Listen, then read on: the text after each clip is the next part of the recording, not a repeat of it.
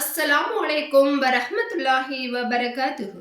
பெற்றோருக்கு செய்ய வேண்டிய கடமைகளை பற்றி பார்ப்போம்.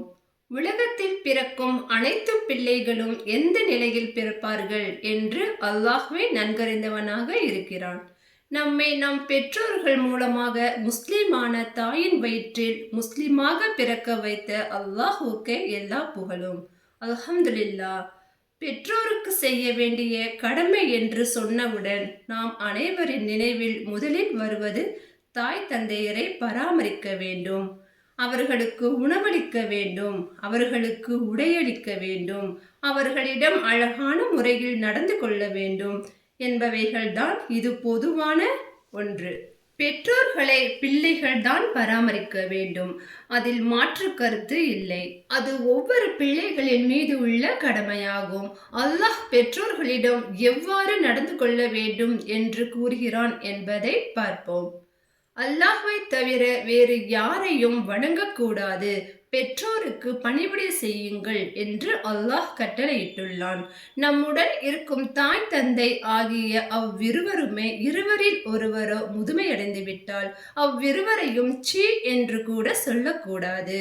அவ்விருவரையும் விரட்டாதீர்கள், மரியாதையான சொல்லையே அவர்களிடம் கூறுங்கள் என்று அல்லாஹ் குர்ஆனில் கூறுகிறான். ரப்பிர் ஹம்ஹுமா கமா ரப்பயானி ஸஈரா. என் இறைவனே, நான் சிறுபிள்ளையாக இருந்தபோது என்னை பரிவோடு அவ்விருவரும் வளர்த்தது போல் நீயும் அவர்கள் இருவருக்கும் கிருபை செய்வாயாக என்று நாம் அனைவரும் துஆ செய்வோம். நமது வாழ்க்கையில் ஒரு பாதையில் பெற்றோருக்காக என்ன செய்தோம் என்பதில்தான் உண்மையான மன திருப்தியில் இறைவனை சந்திக்க முடியும். உண்மையில் பிள்ளைகள் பெற்றோருக்கு செய்யும் கடமைகளில் சிறந்தது தனது பெற்றோரை மறுமையில் சொர்க்கத்திற்கு அழைத்துச் செல்வதுதான். அதற்காக ஒரு பிள்ளை உலக வாழ்க்கையில் முயற்சி செய்யும் என்றால் இம்மை வாழ்க்கையில் பெற்றோர்களின் பராமரிப்பு மற்றும் கடமை பற்றி கேள்விக்கு இடமில்லை. ஏனென்றால் அவன் பெற்றோரை மறுமைக்கு தயார்படுத்துகிறான். ஜாஹிமார் ரலியல்லாஹு அவர்கள் நபி ஸல்லல்லாஹு அலைஹி வஸல்லம் அவர்களிடம் வந்து, அல்லாஹ்வின் தூதரே, நான் போருக்குச் செல்கிறேன், உங்களிடம் ஆலோசனை பெறுவதற்காக வந்துள்ளேன் என்று கூறினார். அதற்கு நபி ஸல்லல்லாஹு அலைஹி வஸல்லம் அவர்கள், உனக்கு தாய் உயிரோடு இருக்கிறார்களா என்று கேட்டார்கள். அதற்கு அவர் ஆம் என்று கூறினார். அதற்கு நபி ஸல்லல்லாஹு அலைஹி வஸல்லம் அவர்கள், உன்னுடைய தாயை அவருக்கு பணிவிடைகள் செய்வதின் மூலம் பற்றி பிடித்துக்கொள், நிச்சயமாக அது உனக்கு சொர்க்கமாகிறது, அவளுடைய இரு பாதங்களின் கீழ்தான் இருக்கிறது என்று கூறினார்கள். அல்லாஹ்வின் தூதர் ஸல்லல்லாஹு அலைஹி வஸல்லம் அவர்களிடம் ஒருவர் வந்து, இறை தூதர் அவர்களே, நான் அழகிய முறையில் உறவாடுவதற்கு மிகவும் அருகதையானவர் யார் என்று கேட்டார். அதற்கு நபி ஸல்லல்லாஹு அலைஹி வஸல்லம் அவர்கள், உன் தாய் என்றார்கள். அதற்கு பிறகு அவர் யார் என்று கேட்டார். 3 முறையும் தாய் என்றார்கள். 4வது முறைதான் தந்தை என்றார்கள். நம் வாழ்க்கையில மிக முக்கியமான உறவுனா தாய் தந்தை உறவுதான். இம்மையிலும் சரி மறுமையிலும் சரி தாய் தந்தை உறவுதான் நமக்கு சிறப்பான உறவு. இப்ப நாம நிறைய இடங்கள்ல பாக்குறோம், தாய் தந்தைய ரொம்ப அலட்சியப்படுத்துறாங்க. தன் மனைவிக்கு கொடுக்கிற மரியாதையை கூட தாய் தந்தைக்கு கொடுக்க மாட்டேன்றாங்க. தாய் தந்தையை சீ என்று கூட சொல்லக்கூடாது என்று அல்லாஹ் சொல்லியிருக்கிறான். ஆனால் நம்மில் பல பேர் பெற்றோர்களை நடு ரோட்டிலும் முதியோர் இல்லத்திலும் விட்டு செல்கிறார்கள். ஒரு பெண் தன் பெற்றோருக்கு கொடுக்கும் மரியாதையை தன் கணவரோட பெற்றோருக்கும் கொடுக்க வேண்டும்.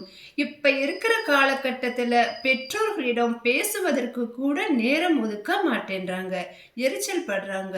சில பேர் அல்லாஹ் பாதுகாத்தவர்களை தவிர பெற்றோர்களை கை நீட்டி அடிக்கக்கூடியவர்களும் இந்த உலகத்துல இருக்காங்க. அது எவ்வளவு பெரிய பாவம்! நம்ம தாய் தந்தையை நாம எப்படி பார்த்துக்கிறோமோ அதே போலதான் நம்ம பிள்ளை நமக்கு பார்க்கும். ஏனென்றால் அல்லாஹ் அனைத்தையும் பார்க்கக்கூடியவனாக இருக்கிறான். எனவே அல்லாஹ்விற்கு பயந்து கொள்ளுங்கள். அல்லாஹ் பாதுகாத்தவர்களை தவிர சில ஆண்கள் திருமணம் ஆன பிறகு மனைவி குழந்தைன்னு வந்ததுக்கு அப்புறம் தன்னோட தாய் தகப்பனை மறந்துடுறாங்க. தன் மனைவியிடம் சண்டையிட்டால் உடனே பேசிடுறாங்க. தன் பெற்றோரிடம் சண்டையிட்டால் சில மாதங்கள் ஆனாலும் பேசவே மாட்டேன்றாங்க.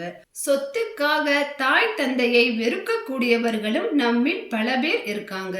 அல்லாஹ் பாதுகாத்தவர்களை தவிர தாய் தந்தை சேர்த்து வைத்த சொத்து வேண்டும், ஆனால் தாய் தந்தை வேண்டாம் என்று ஒதுக்கக்கூடியவர்களும் இந்த உலகத்துல இருக்காங்க. அல்லாஹ் மீது பயம் இல்லாதவர்கள், ஈமான் இல்லாதவர்கள் தான் இதுபோல் நடந்து கொள்வார்கள். எனவே நாம் பெற்றோரை தயவு செய்து மிகவும் கண்ணியத்துடன் நடத்துவோம். நம்மை பெற்ற போது தாய் அழலாம், ஆனால் நம்மை பெற்றதற்காக தாய் தந்தை அழக்கூடாது. நம் தாய் நம்மை அழைத்தால் மறுபேதும் சொல்லாமல் மறுநொடியில் அவர்கள் அருகே சென்று விட வேண்டும்.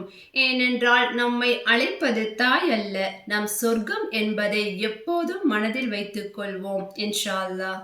ரப்பனா ஃபிர்லி வலிவாலிதைய வலில் முஃமினீன யௌம யகூமுல் ஹிசாப். எங்கள் இறைவா, என்னையும் எனது பெற்றோரையும் நம்பிக்கை கொண்டோரையும் விசாரணை நடைபெறும் நாளில் மன்னிப்பாயாக. ஆமீன். இறையச்சத்தோடு வாழ்வோம், மறுமையில் வெற்றியாளராவோம். அஸ்ஸலாமு அலைக்கும் வரஹ்மத்துல்லாஹி வபரகாத்துஹு.